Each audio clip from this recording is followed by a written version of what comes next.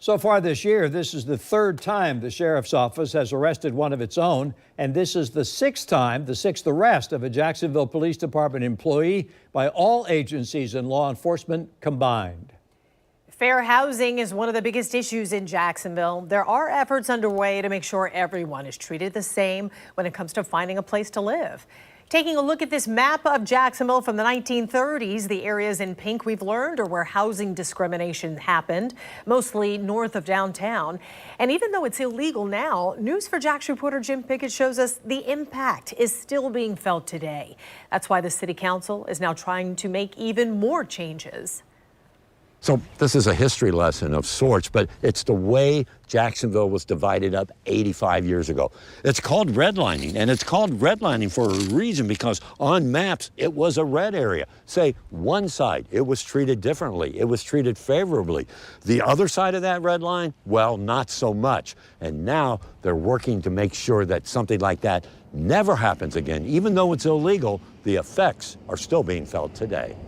I spoke to this group of older homeowners like Ronnie Calhoun on the north side. Over the years, he's seen much of what's been happening with housing in Jacksonville. Do you think there's discrimination when it comes to like lending money to people with homes in areas? Yes, to a certain extent.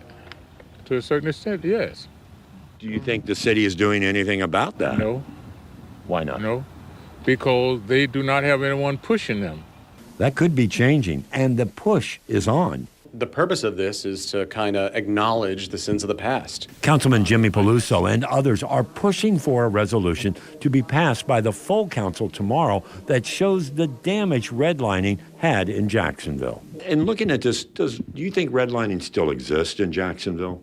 So, you know, one could argue that the practices of redlining in the past have certainly contributed to so many of the problems we still have to this day.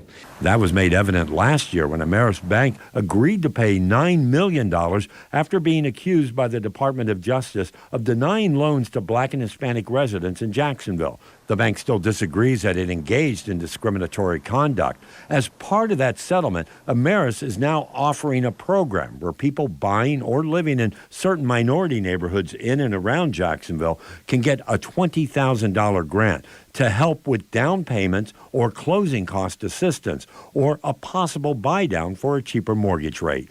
But some are still waiting to see what will really happen with housing in Jacksonville. What do you think of this whole situation? I just think that on this side of town, they call it the low area, and they don't consider it as a high priority at first. But with the resolution and now the attention to the impacts of redlining, that might change. Jim Pickett, Channel 4, the local station.